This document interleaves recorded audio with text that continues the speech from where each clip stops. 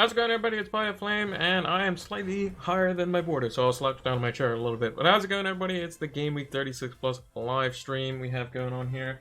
Let me just make sure that my AC is on quiet so that we don't hear that. But yeah, we have everything going here. Deadline stream today. Thought it'd be a little bit more interactive than the just regular team news. Should be a lot of fun. I went live a little bit earlier because I don't know how to count, unfortunately. But yeah, we got the time zone correct this time. It is 1:15 EST as we speak. And yeah, let's check out the team and what we can be talking about today. So I just have my team on the screen, got all the different details around my team this week. And yeah, if you have any questions in the chat, let me know. If you haven't done so already, make sure to follow socials. Hey, Miss Sudi, how's it going? Thank you, much appreciated. Blue Aries also followed while we were offline, so thank you so much for that. Yeah, make sure to follow the socials. We do our Game Week discussions over here, so you may see our videos where it says like game preview, and it has this same layout and whatnot. This is where we do them, and usually I post a thing on Twitch or on Twitter, sorry, when we go live and when we're going to be doing them and that sort of stuff. And typically I leave a pinned comment, or at least I've been trying to leave a pinned comment for that. But yeah, this is my team on my what direction is this? This is my right? Left? I don't know. My right, you guys left, in the middle here. That's the team I'm going to be running with for the time being. We have Patricio in goal with Doherty against Burnley away. We have just the one Liverpool asset in Trent Alexander-Arnold. He's away to Arsenal. We have Luca Digne at home to Aston Villa. Hopefully he can get more than 0 points this week. That'd be fantastic. We then have the Man United triple up, the City triple up, with the captaincy currently on Sterling, and potentially Jamie Vardy might not be in the team for this game week. It depends on what the Chelsea team news is. If I see that Abraham is starting, I'll be less inclined to bring in a Chelsea asset, and I'll just go with Danny Ings. If I see Giroud, I may be tempted to bring in Giroud, because I've been kind of bigging him up. And yeah, I have Twitter open on another tab here. So we're going to be paying attention to that. We're going to be paying attention to any early team news that we might have, because if we get any early team news, that would be fantastic. And yeah, because a lot of people are interested, obviously, in Pulisic, whether he's going to play. Obviously, came off 60-something minutes in when they were 2-0 down. Willian is another one, could be a good asset. Maybe they might see something, if they play with Giroud and Tammy Abraham up top, maybe inclined for either one of those players. Alonso is another one. Transferred out Salah and Vardy. Got Martial and Giroud. I hope so. That sounds good. However, I think the Salah one may have been a bit premature. Not too sure. But we'll see. I think Salah can do well for the rest of the season just because Liverpool are just that good. But you would think that it would be a bit of a struggle. Mason Mount, again, could be another option there. My thing with Mason Mount is that he just seems to be like the assist of the assister, which obviously in FPL terms doesn't get you much, unfortunately. But if he's playing in the number 10 role, so if the Lampard sets up in a 4-2-3-1 and he has like a double pivot of like Jorginho plus somebody else, and then he has Mount ahead of them with Willian one side, Pulisic the other side, and Giroud down the center, then I think Mount gets a bit more involved, and he can be more involved in the assists and being a goal threat. So I think he can be a good option, especially if he starts. So if we see like a team like, let's say, Chelsea's got their back four, goalkeeper, and then you have like Kovacic and Jorginho in there, and then you see Mount, Pulisic, Willian, Giroud, or Abraham, then I would say, yeah, Mount looks pretty good. But again, Mount is in the midfield, which already has so many different places for players to be involved. So you got the likes of Antonio. He plays against the mighty Ben Foster, so it could be even more than 4 goals this week. Who knows? You also have You have the City midfielders, like David Silva is another player that people are talking about because it's David Silva's last season, or supposed to be his last season for City. Is he going to play in the last 2 home games for City? Probably. And I think that you can easily see him playing in this game week, maybe getting some minutes in the FA Cup game, being benched for the Watford game, or getting very little minutes in that, and then starting in the final game. And if they get a set piece, you might think, oh, it's his last game. They might give him a penalty. You never know. You never know. I currently have the captaincy on Sterling, which I'm still a bit kind of wary about. If I bring in Danny Ings as an example, he could be a very easy shout. Abraham will start. We'll have to see. We'll definitely have to see. I mean, I'm checking Twitter constantly. I know it's only going to probably come out 5 minutes or so before the actual game, like the team sheets are actually officially announced on their sites. But you never know. If Abraham does start up front, so let's say the team was the same 4-2-3-1, but except Abraham is in over Giroud, I would be less inclined to bring in Abraham. I would be more inclined to bring in Willian or Pulisic, or Mount even, and just kind of, obviously we know that they're going to start, and the likes of, Sterling or De Bruyne or Foden or David Silva or these types of players, they're not a guaranteed start. We have the official team news, or would do 5 minutes before or so, before the actual before the site basically gets locked off, essentially. Yeah, Pulisic is definitely a good pick. I think he's going to be somebody who a lot of people are going to be bringing this week, and I think he's the most threatening. I think he's the most fixture-proof out of all the Chelsea players, possibly. Like, him and Willian are probably the most fixture-proof out of the whole team, apart from Kepa, obviously, who plays every game pretty much. And I think that just Pulisic is the most direct. Like, sometimes Willian kind of just lollygags around, as it were. Doesn't really do much. And then we'll get like a couple set pieces, and then he's, good again. But Pulisic is like, every time he gets the ball, he only knows one direction, forward. He literally goes one direction. And yeah, so could be quite interesting. Yeah, that's another thing. Hudson-Odoi could play as well. So all those people that maybe brought in Willian prematurely, or even, like I said, Pulisic, he's probably more just as rotation-proof as Willian is, but Hudson-Odoi, maybe Lampard goes, well, we need to like rest a couple of people that have been playing a lot. Maybe Pulisic picked up a knock that we don't know about, and maybe he's resting him for the FA Cup game, because Chelsea do have United.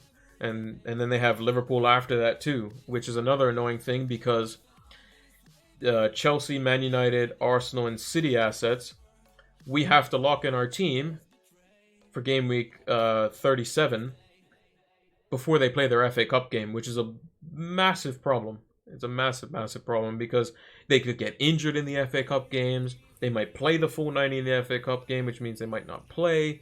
It's a bunch of different things. Willian looked very tired. Yeah, well, I mean, Willian's his demeanor sometimes looks like he just can't be arsed, honestly, sometimes. But I think that's how he kind of plays. But when Willian's in the mood, he's very, very strong. Like, he can easily get a brace. He's obviously on set pieces, which are just something he could practice. But a lot of players look like even like going to United as an example, Bruno Fernandes looked exhausted when he came off, and when he got substituted. And obviously him being tired is definitely unusual, because he is a player that can go 90 minutes game in, game out. Yeah, that's what I'm worried about. That's what I'm definitely worried about without a Chelsea player. That's why I'm kind of considering Giroud. I want to see the team news. If I see the team news and it looks good, so like if I see Giroud in there, if I see Pulisic in there, Willian in there, Alonso in there, like a very attacking lineup, I'll probably be more inclined to lean towards them. I think it'll definitely be Giroud over anything else, mainly because I can set myself up for future game weeks. So if I bring in the likes of Pulisic as an example for like Martial or Fernandes, and they're playing Crystal Palace, who've conceded so many goals, then it could be an absolute nightmare for me, right? I could also just straight swap Calvert-Lewin for Giroud as well. And I think that afterwards, after the fixture, Chelsea are going to be under the cosh because they have, like we mentioned, they have the FA Cup game versus United. Not going to be very. It's going to be it's going to be not an easy game. Then they have Liverpool, current champions. Not going to be an easy game. And then they have Wolves, which could decide their Champions League places. So those 3 games are going to be like probably must-win games for Chelsea. So they're going to play full strength probably in those 3 games. So we might see rotation from Pulisic or Willian or some of the backline members. We may even see like Alonso hasn't played the last few games. He could be in tonight. But yeah, I'm definitely worried. But again, there is that famous kind of voodoo suspicion that don't trust the early game fixture, which in this case it is Chelsea, but that's typically just the Saturday morning one in most cases. But yeah, could be quite interesting. Could be quite interesting. Make sure also to leave a follow on the stream if you want to see more of these as well. I like doing interactive ones. I like talking to people about FPO. It's a lot of fun, and it gets more of a real. You get the real life emotion, as it were, the real life kind of nuance that you couldn't otherwise do in just kind of a comment on a YouTube video or a tweet, that sort of thing, which is quite nice. So, but yeah, the two things I'm kind of thinking of right now, depending on, like I said, is I could bring in Ings for Vardy, and then I'd be without a Chelsea player, which is, it's a worry, but it's a risk you take because there's so many midfield slots that are looking good. There's a few forward slots that are looking good. And I think Ings has 2 good fixtures. So like Ings versus Brighton and Bournemouth, I think is better off than, somebody, another forward other than Jesus. Could be different. Who would I captain? Jesus, Bruno, Fernandes, De Bruyne and Foden, but not convinced they're the captain either. It's a bit tough, really, because Bruno looked tired, but I definitely think he's obviously going to play, because if we don't play Bruno, Fernandes, Pogba, Martial, Rashford, like those 4, like United just look way worse.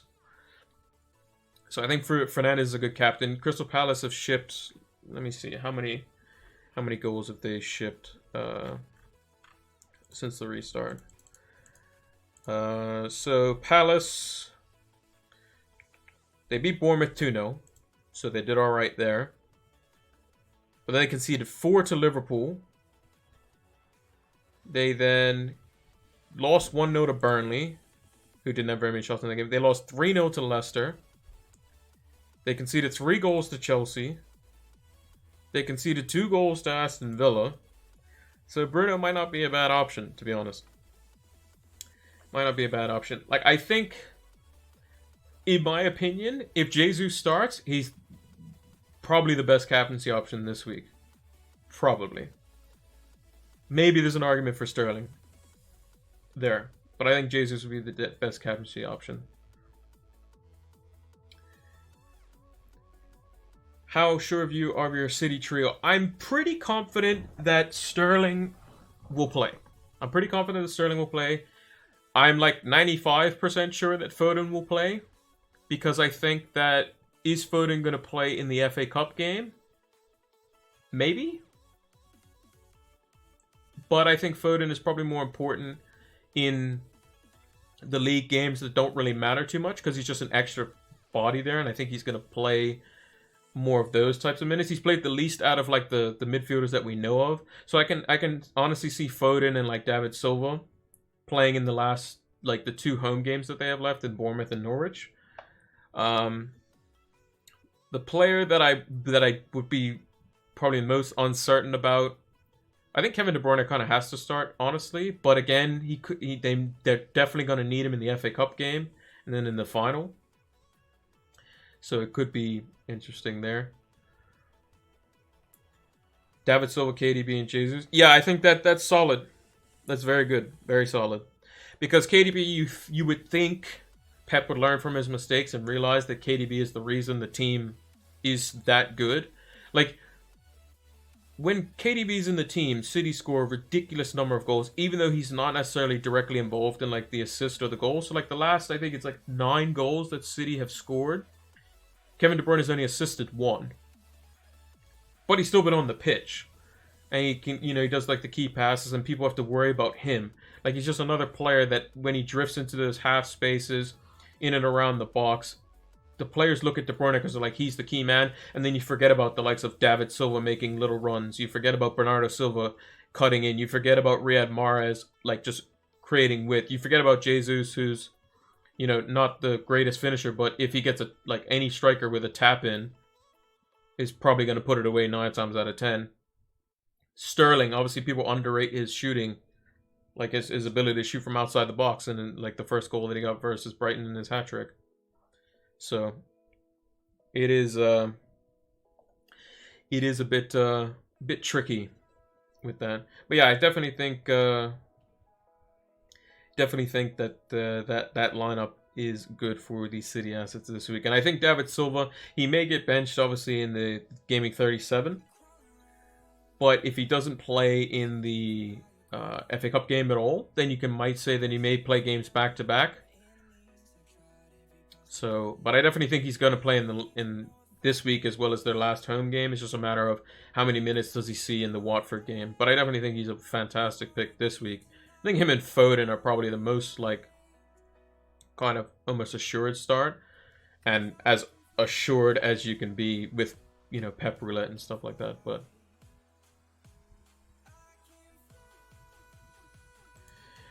yeah, make sure to give the stream a follow as well. Here's all the socials if you want to see more of these. As we mentioned before, we do our Game Week previews as well with the same like kind of HUD that we have going on here. Like I mentioned before, it's a lot better to do things live. If I had to captain between the above trio and Pulisic, if I see Pulisic in the lineup, I would be leaning more towards him. Mainly because you have the guaranteed team news. And, like, I can speculate and say, yeah, David Silva and Foden are most likely to start versus Bournemouth. But, then again, Pep could just throw things out the window. Thank you for following, Jankster Man. Much appreciated. Obviously having guaranteed team news, guaranteed that somebody can start. Norwich they're just terrible, aren't they? They're just that bad. They're just so bad. They're getting relegated for a reason. In a 38-game season, they only have 7 wins worth of points. Like, that's terrible. But another thing that also kind of worries me as well is maybe it takes them to get relegated for them to start playing well. Who knows? They could come out and just batter Chelsea. Like, they may just be like, oh, screw it. We need some momentum going into the championship next season. Let's go and have Chelsea. Let's have them. Yeah, Pulisic's minutes might be reduced. So you may see him get taken off at 60 like he did versus Sheffield United. Yeah. Because, like we mentioned, the FA Cup is a big thing for Chelsea. They would love to be in the final. It would definitely be a successful season if they did win the FA Cup.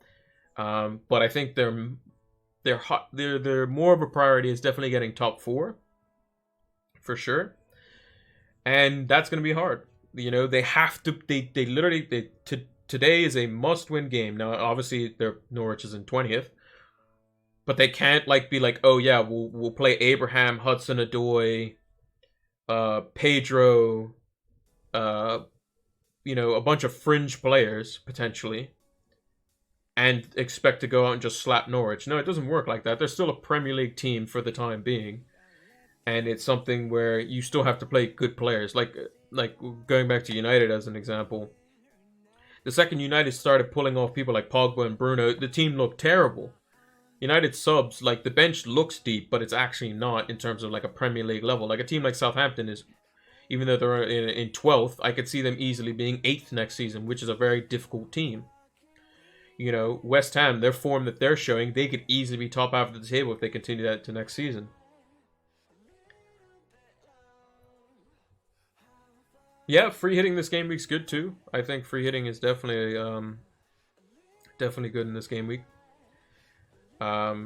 Mainly because I think that Chelsea players are probably not going to be wanted for 37 and 38, specifically defenders as an example. So if you think like is Chelsea going to keep a clean sheet at Norwich?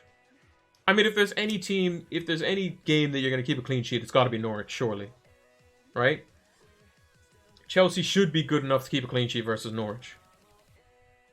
You go out there, you play 3 center backs, you play Alonso as 1 wing back, you play somebody else another wing back, you play 2 holding midfielders, and you just run a front 3 of Pulisic, Willian, and Giroud or Abraham or something like that, and you just tell the wing backs go nuts, like,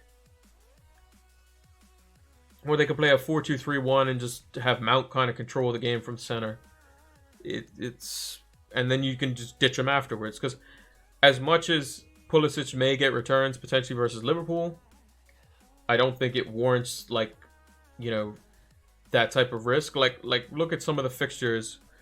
I'm gonna bring them up for like 37. So let's say you do bring in a Chelsea player. So like that's why I'm kind of hesitant to bring in like the likes of Giroud as an example, because I know I'm gonna want Ings versus Bournemouth.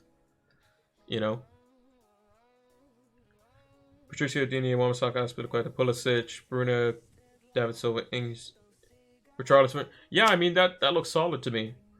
Obviously, with a free hit, it's gonna look weird, right? It's gonna look weird because you're gonna have these really expensive players, like you said, Richarlison first sub, on your bench because there's so many different players you can pick from, right? Like Richarlison has a fixture versus Aston Villa, which usually would be fantastic on paper, right? Absolutely great. But then you have the likes of Chelsea, who have potentially Giroud, Pulisic, Willian, that could just smash Norwich, and you can get so many points out of them. Maybe if Alonso plays tonight,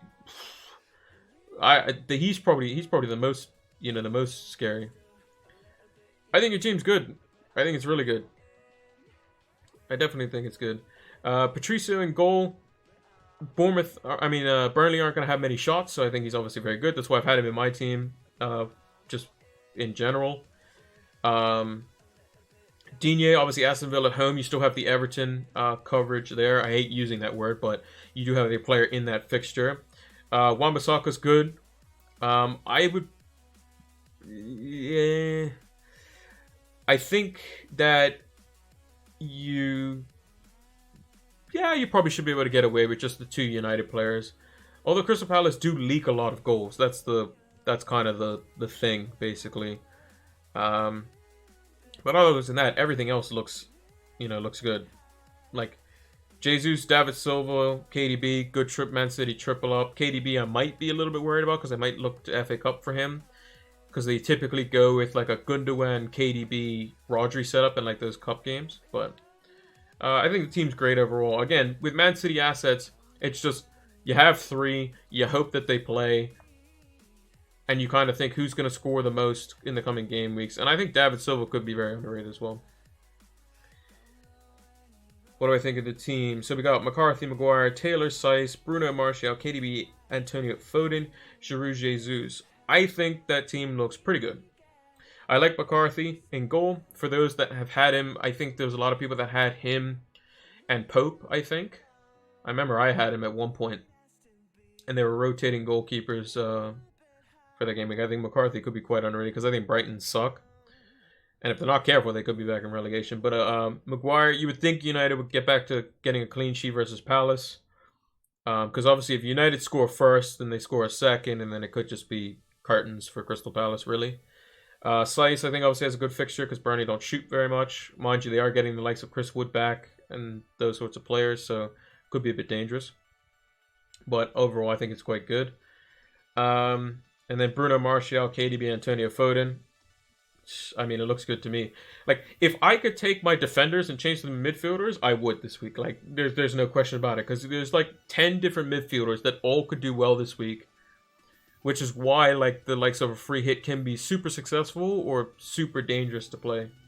And then Giroud and Jesus is good this week. Like, the forwards I think that could do well this week is Greenwood. I still think Vardy can potentially do well, even though I said to sell him. But could potentially do well. Jesus, I don't know if I mentioned him already. Yeah, Giroud, Vardy, Jesus. Mason Greenwood is another option. Obviously, Palace are shipping goals, and their defenders just don't like to step towards players that are just like dribbling at them, much like Arsenal's defense as well. And then Ings is the last one. Yep, it's a lot of different players. Palace always find a way to trouble United at home. Yes, they definitely do. The only thing that I can say with Palace is that they don't have Cahill, and like their defense has been kind of like just very injury prone, been up and down. So I think that might favor United. And Palace actually like try to play football, which is good, but they don't have as good of like a high press as like Southampton do, which just makes it way better for United. So like Pogba can actually take his time on the ball if he wants. Bruno can take his time on the ball if he wants. And then we'll still be able to have the likes of Mason and Rashford just run at their fullbacks or run at their center backs. And they'll just stand there and just let us shoot, which is good. But yeah, I think it definitely could be quite interesting.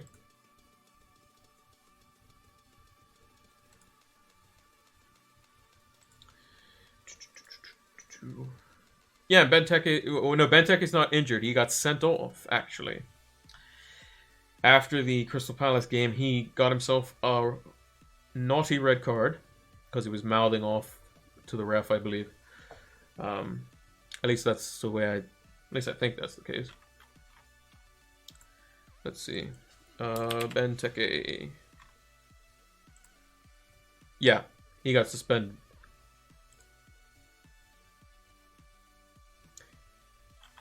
Yep, he's got the red flag. And another thing, like with Leicester, that's another reason. Like, so people would be like, "Oh, why are you getting rid of Jamie Vardy? He's got 4 goals in his last 3 games.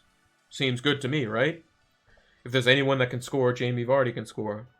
But like, you look at the potential things that Leicester have to deal with now. Soyuncu suspended. That's one of their main center backs. Albrighton's injured. Maddison could still be injured, although I think they mentioned that Albrighton could still play. Maddison's injured, who's a key player. For some reason, Brendan Rodgers took off. He took off Iheanacho for whatever reason. I don't know why, considering Iheanacho was so good at pulling defenders away from Vardy, and like Leicester looked so good in the first half. Could have been 3 goals easily right off the start. Masudi, thank you for the follow. I hope I'm saying that right. Thank you for the follow. Much appreciated. Yeah, like Leicester could have been 2-3-0 up easy. Vardy could have been going in halftime at the brace, and I'd be smiling because I had a triple captaincy on him. But then it shows the frailties of Leicester. One mistake basically cost them the game, because that one mistake turned into a penalty, which they scored. Then Leicester just weren't switched on. They scored again. Soyuncu loses his head. Just rakes the guy. Poor Wilson probably doesn't have any legs left. And now he's suspended for the rest of the season because the straight red is 3 games. So he misses 36, 37, 38. And that's obviously great if you're a United asset owner or a United fan, because he's not going to be playing in the last game of the season. Johnny Evans also then goes to score an own goal. He's been obviously, really good with Soyuncu this season. But now they're going to have to look to the likes of, Wes Morgan, Ryan Bennett, people like that. And they've been playing a 3 center back system. So when Wes Morgan was like, I think his first name is Wes. When they were in their like championship mode, when they won the league, he was in a back 2, not in a back 3. So that's something that could be potentially they have to look at as well.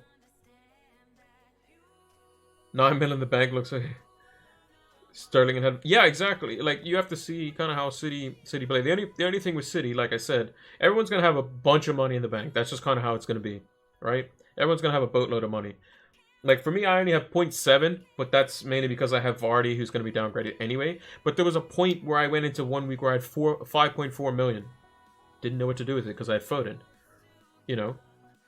Obviously it didn't work out. He had one game where Foden came off at 58 or 60 minutes or whatever it was. But Foden could have easily scored a race. Mustafa. Oh, that makes sense. So I can call you Mo, like Mo Salah. Mohamed Salah. Mustafa Salah. See what you've done. You combine the names there. Pretty straightforward. But, yeah, it's Salah and Vardy getting rid of them. You know, is getting rid of Salah good going into the Arsenal game? Maybe. Because we were expecting Salah to get benched the game week gone. He might get benched for his Arsenal. We don't know. Don't have a clue. But, again, could just be one of those things. It's pretty cool how it looks see-through, the Gatorade bottle, because it's green. With the green screen. Yeah, also my minus 12, like, I got 79 points, but I took a minus 12, and I think overall the, I think I lost 6 points had I not, done the transfers for that game week. But I would have been going into this week with 2 transfers, but I wouldn't have had Sterling, I wouldn't have had, you know, Vardy, I wouldn't have had Digne. I would have still had Nketiah, who's still suspended. You know, potentially some things I would have done. I probably would have still gone with some type of hit this week had I not done it last week.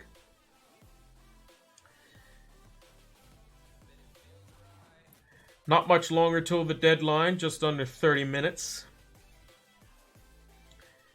Hopefully we get some team news sooner rather than later. I have both my potential transfers up on the screen. On my another tab here.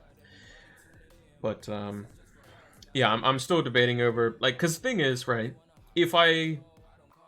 so a lot of people are gonna bring in Ings, but Giroud's gonna be a differential.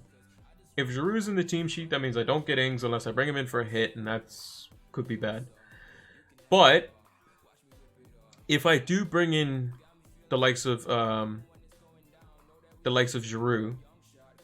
then I'm only gonna want it for 1 game week, so I'll then get rid of him and put Ings in, and then the last week I'll still only have 1 free transfer. Could be difficult. Captaining Salah is definitely a good option this week, in my opinion. Because Arsenal might just give him 3 goals. Like, I mean, you saw they gave Son a goal, and Son had been playing terribly. And then Mourinho changed his formation specifically for Arsenal. You know, David Luiz wants to play Santa Claus in the middle of July, you know. Or not David Luiz, well, it kind of was partially his fault, but I think it was mainly Kolasinac's fault. Kolasinac, if anyone watched that game, Kolasinac has the ball on his left foot. He has David Luiz, who can easily still pass to, if he's, you know, smart. He can pass it back to Martinez, his keeper, by just bypassing David Luiz. He can switch the play to either Ceballos, Xhaka, or Mustafi. Mustafi being the most open, if he just uses his right foot. But he's only got 1 foot, so apparently, I don't know why he just didn't use his right foot. He just puts it on his right, switches it over to Mustafi, job done. I don't know what he's doing. Not a clue. I have no clue what he's doing. This is laughable, honestly. He just has the ball on his left foot, and he's just like, let me pass it to David Luiz. And what made it even worse is that they put the camera on David Luiz afterwards, and they just didn't even pan back to Kolasinac, who was the one who actually made the mistake. Because, like, Kolasinac is like here, David Luiz is like here. David Luiz is coming across this way, and he passes it back like where David Luiz was, which just doesn't make sense. It just doesn't make sense at all. Like, I guess, like, as David Luiz started to move, he thought David Luiz was staying there and didn't look up, and that's nothing. That shows that he also didn't look up either. Like, once he just, like, he put it in his mind, he took, like, a touch, and then he passed it to where David Luiz was. But he didn't actually look up as he was going to pass it, which is bad. And he should have switched it over to Mustafi anyway. Like, the play was on to switch it over to Mustafi with his right foot. Mustafi then plays it into Ceballos, who's coming in. He then lays it out wide to potentially, I think it was Bellerin, who was in space on the flank. Bellerin can then take on the left back, potentially make some inroads there. Maybe Lacazette sliding across to him, and then you look like you're in a 2-on-1 versus their fullback. If you do the switch quickly, But again, that's been Arsenal's kind of problem. That's been United's problem for a few years as well. Just not playing the ball quickly, decisive, quick passing.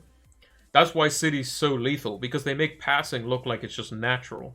Whereas Arsenal and Man United in the past few years have made it look like it's a chore.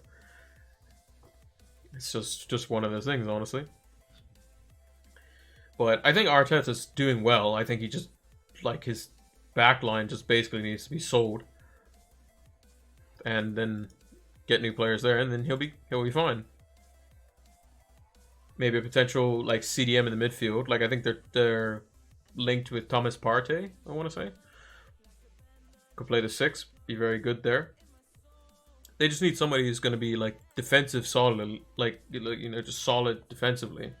But even the likes of the best CDMs in the world, N'Golo Kante and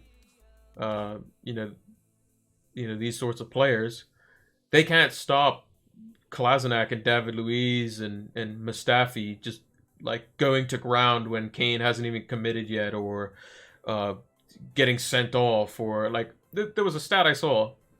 David Luiz in an Arsenal shirt has given a penalty once every 6.5 games.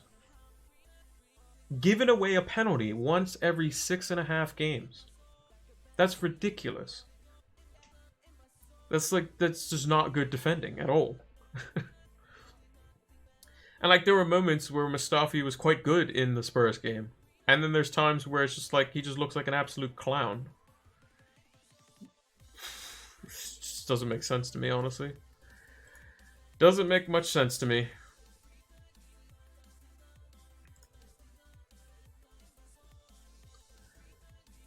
But yeah. I'm not sure if I'm overlooking anyone this game, because I know we've talked about Pulisic, we've talked about Giroud, we've talked about Ings. We've talked about that's what I can talk about. Alonso. So I kind of considered Alonso. The problem is, as you can see with my team, I only have at current time. Let me bring up the transfer screen so you guys can see that. It's probably a little bit more interesting. But I only have 0.7, so I can't do a straight swap. We can have 7 goals in the... Jeez. Our whole bad or something? I don't know. I don't pay attention to the championship. All I know is that I think Leeds is in first. I gotta watch it personally. I would like to see some different teams come up. I think West Brom, I think some... I was just looking... I looked at the table briefly a little while ago, but I don't, pay attention, constantly to the championship. But I would like to see different teams come up. I don't want to see the West Broms. I don't want to see Fulham. I don't want to see, teams that have been up already. I want to see teams that haven't been up in a while, like Leeds, like Nottingham Forest, Brentford. Teams that that deserve their shot. Like Norwich going down this season, they were terrible for the majority of the season. They rightly deserve to go down. It just makes sense. Aston Villa, do they deserve to go down? I mean, based on their points total, yes. But are they better than some teams in the Premier League? Maybe. Are they better than Brighton, for an example? Maybe. I don't know. I mean, some people are hoping that the likes of Aston Villa and Bournemouth and Norwich go down because they all have decent players. So people are going to be looking at Grealish as an example. People are going to be looking at Callum Wilson, Josh King, Lerma, Nathan Ake, Todd Cantwell, Timu Pukki, Max Aarons, Tim Krul. All these different players that play for their clubs. May be looking for a different deal. Apologies for that. My headset is running low on battery, so we got to keep it plugged in.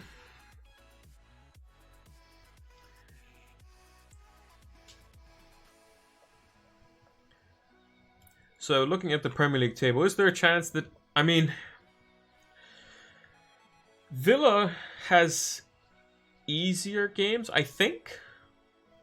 Could be wrong. Left than Bournemouth do. So who do Villa have? Villa have Everton. They could potentially win that game because Everton's form has dropped off. Villa then have Arsenal. I mean, anything can happen in that game. And then on the last day of the season, they have West Ham, who are also fighting. So Villa could pick up 9 points from the last 3 games. It's possible. And then they'll be sitting on 39 points. And then you're asking Bournemouth to take 8 points from their last few games. Bournemouth's road is tough because they have City and they just lost their best defender. Although they are coming off a 4-1 win versus Leicester, so it could be motivation. But I'm pretty sure, like, if City get the first goal, like in the first 15 minutes or something, it's going to be a rout. Like, we know that. Bournemouth versus Southampton. They're at home. Could be, but I think Southampton might be just too strong for them. And then on the last day of the season, they also play Everton. Could be something there. West Ham probably will end up beating Watford. They could get something out of the United game, potentially, if they keep playing the way they are. And then, like I said, they play Aston Villa. So, the relegation fight's pretty interesting, as well as the top 4 fight. Like, there could be a scenario, because obviously City hasn't been banned.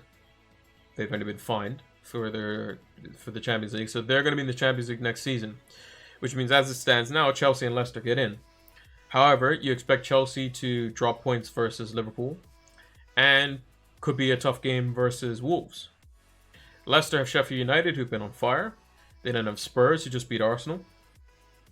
And could be just grind out a 1-0 or something like that there. And then the last day of the season, they play United. But like I said, they've had injury concerns. United has Crystal Palace, who they could easily destroy. West Ham, although they've been looking good, they'll try to play football, which favors United. And West Ham's backline obviously shows that they still conceded to Chelsea. But United's backline, you would think, is slightly better than Chelsea's, so could be better there. And then Wolves. Wolves' last 3 games. Burnley away. Could be a 1-0 win for them there. Then they have Crystal Palace at home. That could be an easy win. And then they have Chelsea on the last day of the season. So let's say hypothetically, we'll go with just normal kind of thinking here. So United should beat Palace. Chelsea should beat Norwich. And Leicester, we'll say, since Sheffield United's form is good and Leicester's just coming off a loss, we'll say Leicester get a draw. Hypothetically. So that'll put Leicester on 60. Chelsea on 63. And United will be on 62. Then we'll say Liverpool beats Chelsea. Leicester. Then let's say they draw Spurs. And then United beats West Ham. United would be on 65. Chelsea would be on 63, and Leicester would be on 61. So if that scenario were to happen, so if United wins both their games and Leicester draw both their games, United goes into the last game of the season not giving an absolute crap about whether they win or lose to Leicester. It just depends on if they're helping out Leicester or not. Chelsea, on the other hand, could be, let's say Wolves win both their games, because it's possible for them to beat Burnley, and it's possible for them to beat Crystal Palace. Wolves could be going into the last game of the season on 61 points, same as Leicester, just less goal difference. And if United happen to get a win versus Leicester and Wolves get a point, they could potentially, overtake. Wolves could end up being in 4th. It is like a second chance for Chelsea, and that's kind of the reason why, because I'm a United fan. Then I'm disappointed that had United beaten Southampton, we could be ending game week 36 with 64 points. Like, if Chelsea don't get 3 points today versus Norwich for whatever reason, they could just be finished. They could just be finished. But yeah, like let's say Wolves win their next 2 games. Wolves is on 61 points. Chelsea would be on, let's say they should beat Norwich, they lose to Liverpool. They're on 63. Wolves could go into that game. If Man United were to beat Leicester, they could go into that game where if they win and United win versus Leicester, they would be 4th. That's insane. And then you have Leicester and Chelsea both missing out. Then you also have to think, what if Sheffield United beat Leicester? Sheffield United could then be looking good because what are their fixtures left? They beat, let's say they beat Leicester. They could easily beat Everton. They would go in the last game of the season versus Southampton, who don't have much to play for, really. And they would be on, if they won their 2 games, they would be on 60 points. So they could end on 63. If they got a point out of that, if Sheffield United win their last 3 games, they'll be on 63 points. So if Chelsea win today, then that kind of potentially bumps Sheffield United out of it. Mainly because their goal difference is worse than Chelsea's, but it depends on how, like, Chelsea, they could lose 4-0 to Wolves, 4-0 to Liverpool, and then potentially Sheffield United's not out of it completely either. It's a bit tricky. Could be a bit tricky. We're getting closer and closer to the deadline here. I think it's only just under 15 minutes.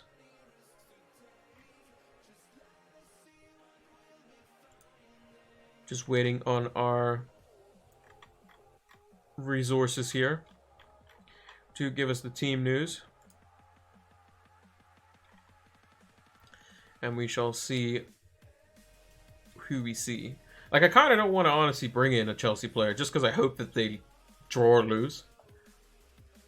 Like, if Chelsea draw today, they are done, aren't they? Surely. If Chelsea draw or lose today, it's over for them. They'll be on 60 or 61 points. They're going to probably lose to Liverpool.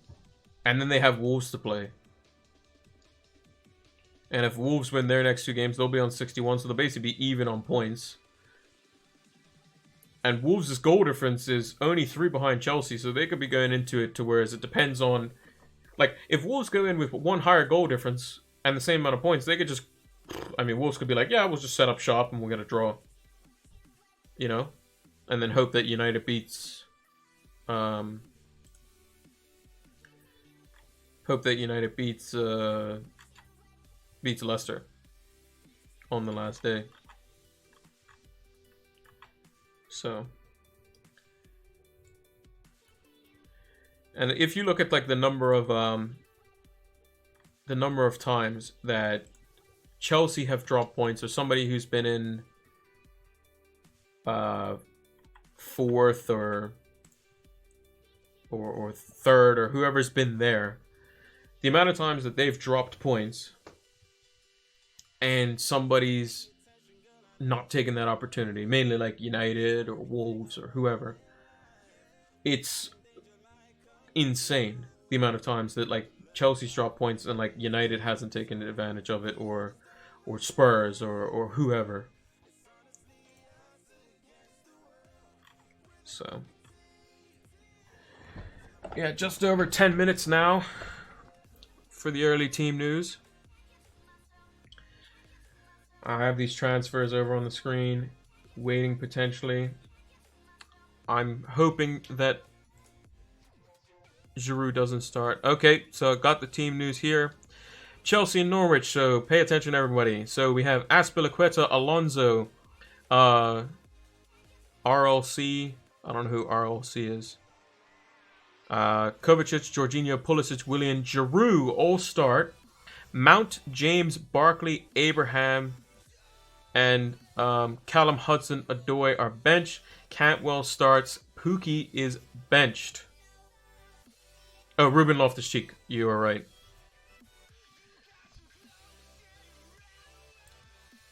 Giroud does start, yes. Giroud, Willian, Pulisic, Jorginho Kovacic, Ruben Loftus-Cheek. So Ruben Loftus-Cheek is going to be playing the 10. So that could favor Giroud quite heavily. Do I do it? Do I do it?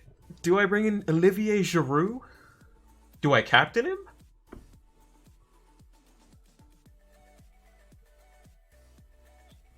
What do I do? Do I think I should do it? Giroud in, captain, versus Norwich, the legend.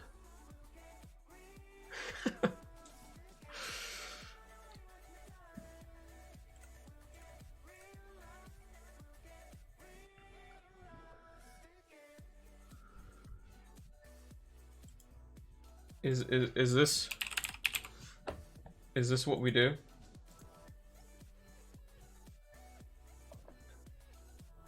Is this what we're looking for? The main man?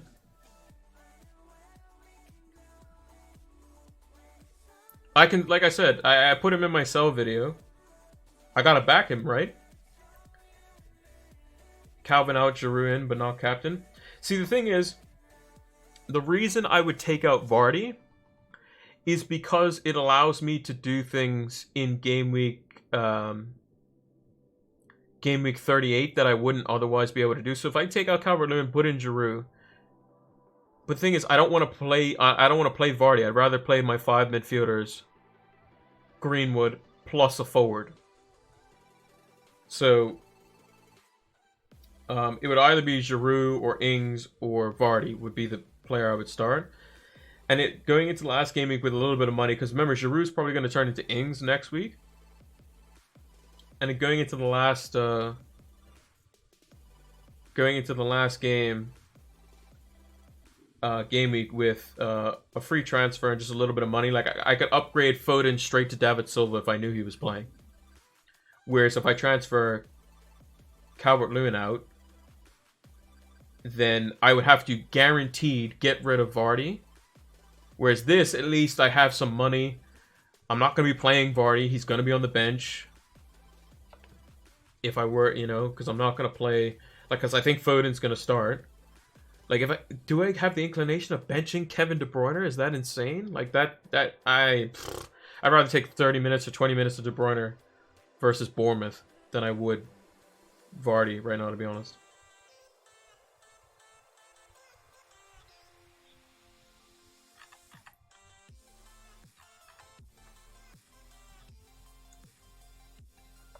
It's just one of those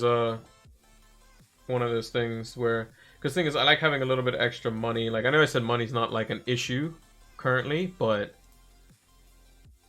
it could just be one of those things where if I want to do a straight, like, let's say David Silva doesn't play this game for whatever reason, just doesn't play at all, doesn't feature in the FA, or like we find it, like, and I bring him in, he doesn't feature in the FA Cup, and he starts, I can do that transfer in one.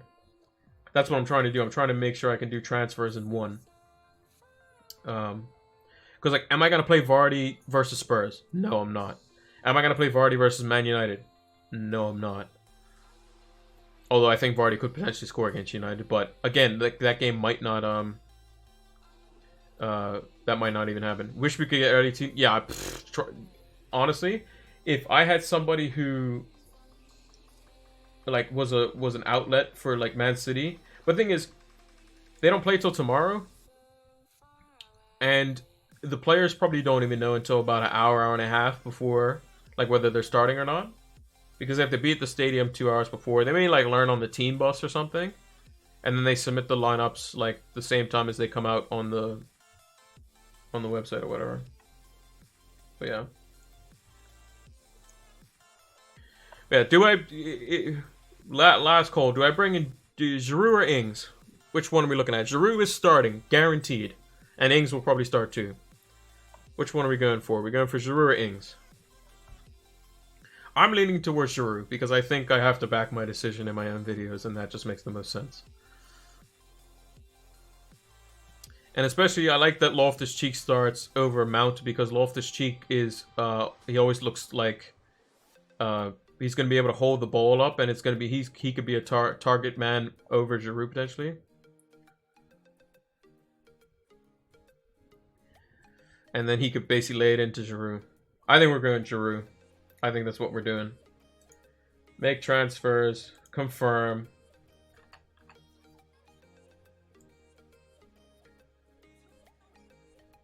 Not as a captain. Yeah, I don't think we're going to captain him.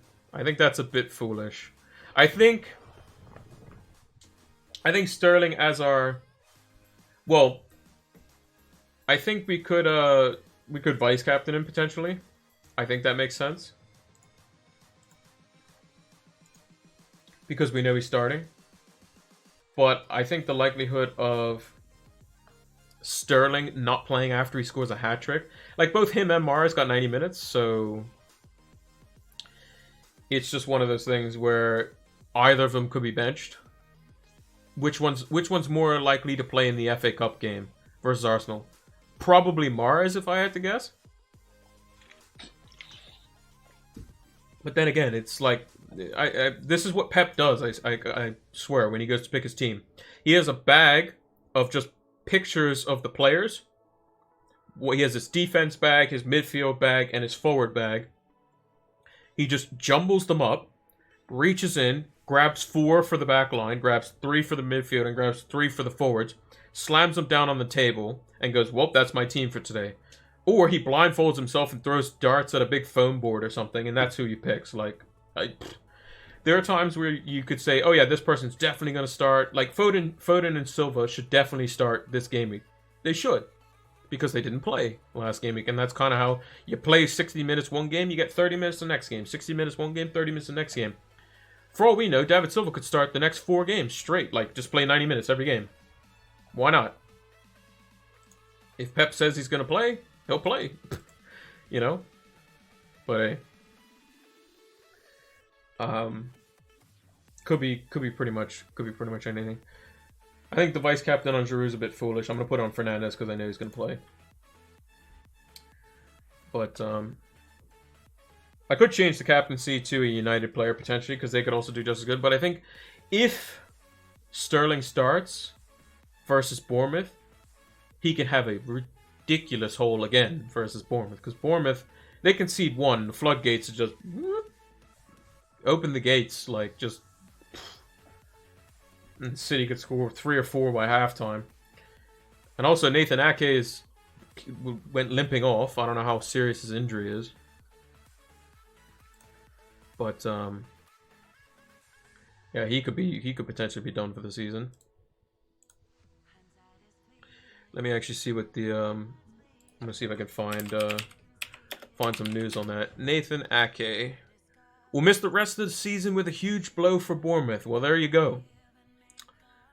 So, main defender out for Bournemouth. So, yeah, like I said, City scores 1. It could be curtains.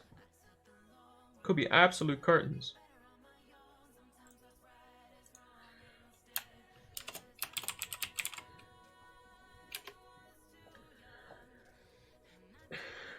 But, yeah, it's definitely interesting. We've gone with Giroud here. Like I said, I don't think in the last... minute or 2 here, then I'm going to change my mind to captaining him. I think we'll go with Sterling. We'll back the guy that scored a hat-trick and hope that he plays. The more and more I think about it, I think De Bruyne is probably likely to potentially miss out. Because they might save him for the FA Cup. But we'll have to see.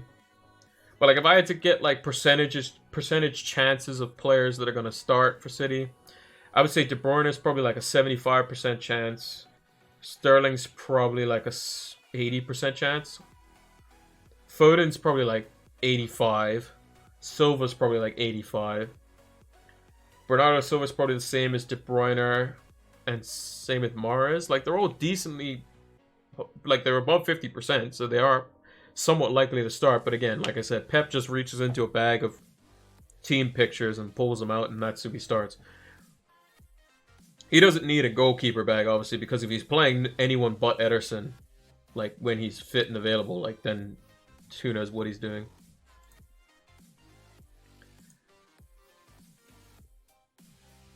Who knows what he's doing.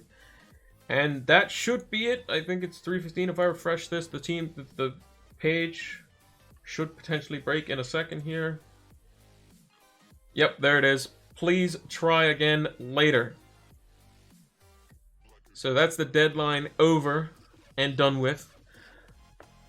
So as we mentioned before, the early team news was Azpilicueta, Alonso, Ruben Loftus-Cheek, Kovacic, Jorginho, Pulisic, Willian, Giroud all start. Mount, James, Barkley, Abraham, and Callum Hudson-Odoi are on the bench. Cadwell starts. Pukki is benched. And yeah, should be an interesting game week. I'm looking forward to it. Hopefully Olivier bags me a hat-trick. And then Norwich score 4. And then Chelsea gets 0 points from it. That would be the ideal scenario. Vardy could have potentially happened to Vardy when he scored 1. And then, like, they started to go down. But obviously, Soyuncu got sent off. But I was expecting, like, maybe, Leicester nick one back and then Bournemouth go on to win the game. Like, that would have been ideal. But hey, it is what it is. Hopefully, everyone got their team locked in before the deadline. It has surpassed, as you can see, the FPL site won't let me do anything. Please try again later when the scores and teams have been updated. So that's going to do it for this Q&A stream. I hope you all enjoyed it. I found it a lot of fun. Let me go to my full screen cam here. Yeah, I found it a lot of fun. I enjoyed this. This seems a lot more interactive, especially with the game week deadlines having important potential teams. Might not necessarily do one next week, mainly because just kind of the team is the fixtures are kind of, I think it's like Burnley versus Norwich. I think is the game, is the first game. But may get team news for the FA Cup game. That'll be City versus Arsenal. But yeah, good luck to everyone. And make sure to follow the stream.